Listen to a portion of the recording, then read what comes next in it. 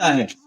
हम उसको चाहे कितना भी साफ सुथरा रखें, हम उस आदमी को कितना भी पाप से बचा करके रखें, मगर फिर भी वो आदमी जितना दिन हम उसको बांध करके रख सकते हैं, जितना दिन हम उसको डिसिप्लिन में रख सकते हैं, वो रहेगा। लेकिन उसको जैसे ही छोड़ दिया जाए, वो सुअर के जैसे फिर ये संसार में सारे प्रकार का गंदगी में अपने आप को वो गंदा करने के लिए वो चला जाता है। ये दुनिया में ये गंदगी हम लोग कई प्रकार का देखते हैं। शराब पीते हैं, कितना लोगों का घर में अशांति है, एक गंदगी है।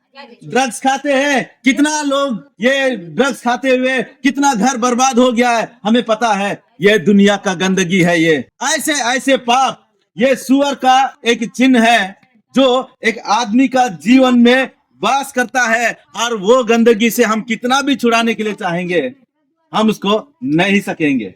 और दूसरा, हम यहाँ पे एक बाघ को हम लोग देखते हैं। बाघ एक हिंसक पशु, हिंसक, सब समय गुस्सा से भरा हुआ एक पशु है, एक जानवर है।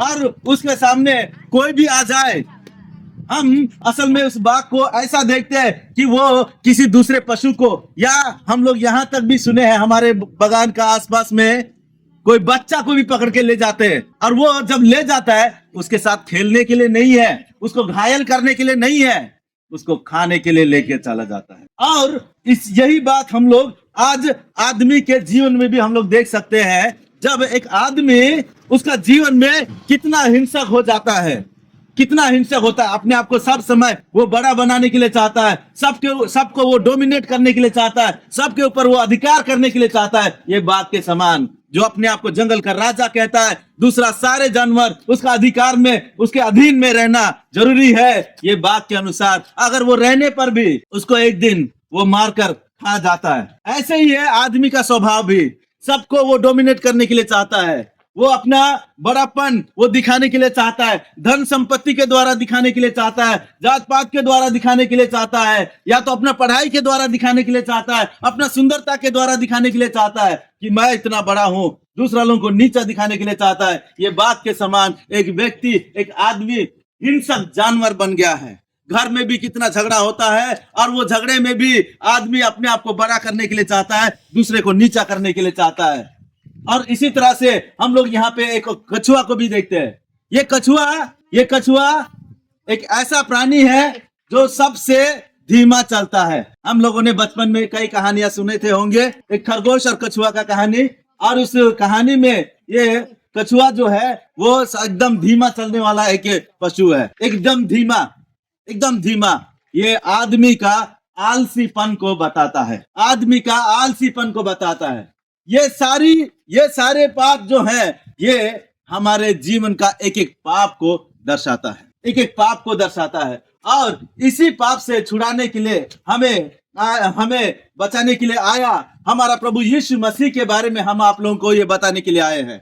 यहाँ पे हम एक आदमी को देखते हैं जिसके हृदय को हम लोग यहाँ पे देखते हैं उजियाले से भरा हुआ, काला हृदय का रंग बदल गया, क्योंकि उसके मन में ये यीशु मसीह का आगमन हो गया। यीशु मसीह आ गए उनके जीवन में, इसीलिए उनका हृदय का जो रंग था वो बदलकर अभी उजियाला हो गया, क्योंकि इनके जीवन में वो यीशु मसीह आया। और ये यीशु मसीह जिसके बारे में आज हम आप लोगों को बताने के लिए आए हैं, वो यीशु मसीह जो हमारे हृदय को जो कालिकपन से धोकर उसको साफ करता है, उज्जवल करता है, उसके बारे में बताने के लिए हम आया। ये दुनिया में कितना आदमी लोग अपना पाप का मुक्ति के लिए, अपना पाप को धोने के लिए क्या कुछ उपाय नहीं करते, कितने पैसे खर्चा नहीं करते, कहां नहीं जाते हैं। शायद यहाँ जाने से पाप धुलेगा, वहां जाने से पाप धुलेगा।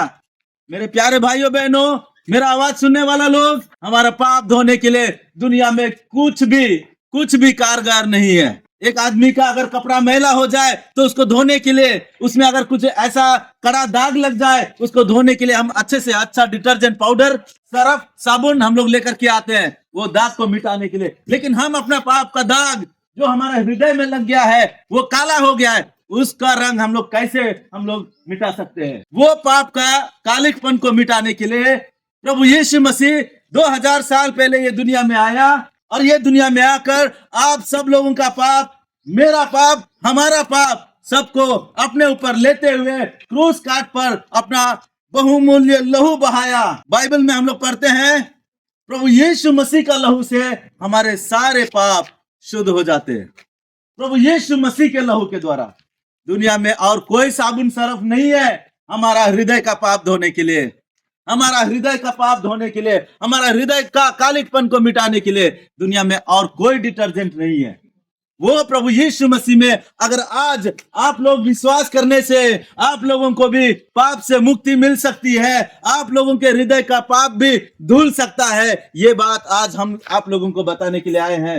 मेरा बात सुनने वाले भाई बहन लोगों को आज आप लोगों को मैं ये संदेश देने के लिए चाहता हूँ। ये बाइबल का वचन है, जो बाइबल को हम लोग यहाँ पे देखते हैं, ये बाइबल का वचन है जो हम आप लोगों को बताने के लिए आए हैं। और ये बाइबल का वचन, ये सत्य वचन है, ये परमेश्वर का वचन है। और इस वचन के अधिकार से हम आप लोगों को बताने के लिए आए हैं कि परमेश्वर ने जगत से ऐसा प्रेम रखा कि उसने अपना इकलौता पुत्र यीशु मसीह को इस दुनिया में दे दिया, ताकि जो कोई इस पर विश्वास करेगा वो नाश नहीं होगा परंतु अनंत जीवन पाएगा। प्रभु यीशु मसीह ने बताया, मार्ग, सच्चाई और जीवन मैं ही हूँ, बिना मेरे द्वारा कोई भी परमेश्वर के पास नहीं पहुंच सकता। वो परमेश्वर के पास पहुंचने के लिए आदमी कितना उपाय करता है, कितना उपाय करता है। आज जब जवानी के समय में, अधेड़ होने के समय में हमें इस बात का एहसास नहीं होता होगा, लेकिन उम्र के जैसे गुजरने के समय में या मृत्यु को अपने सामने देखने के समय में हमें इस बात का एहसास होता है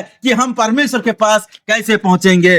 परंतु मैं आप लोगों को बताने के लिए चाहता हूं, वो परमेश्वर के पास पहुंचने के लिए ये मृत्यु के समय में हमें बड़ा डर होता है कि वो परमेश्वर के पास कैसे पहुंचा जाए।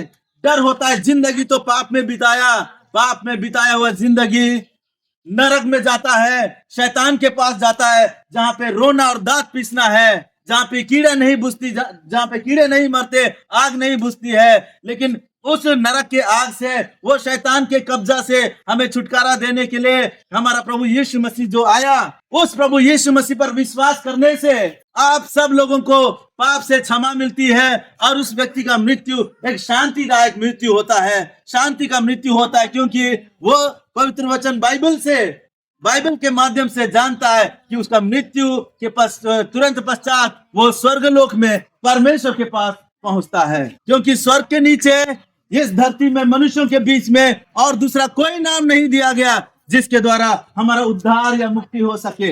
इसीलिए आप सब लोगों का मुक्ति और उद्धार का ये संदेश प्रभु यीशु मसीह में है।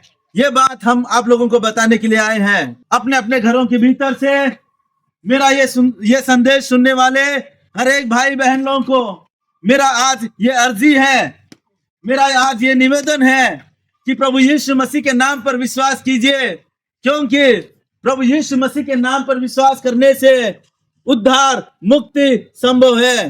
क्योंकि बाइबल में हम पढ़ते हैं कि जो कोई प्रभु यीशु मसीह का नाम पुकारेगा उसी का मुक्ति होगा, उसी का उद्धार होगा। वो मुक्ति, वो उद्धार पाने के लिए यीशु मसीह पर विश्वास कीजिए और परमेश्वर के उस अनंत जीवन का लाभ उठाइए। आप सब लोगों को आज मेरा इसी अर्जी के साथ मैं अपना बात यहीं तक रखता हूं। आप सब लोगों को एक बार फिर से मेरा नमस्कार, धन्यवाद।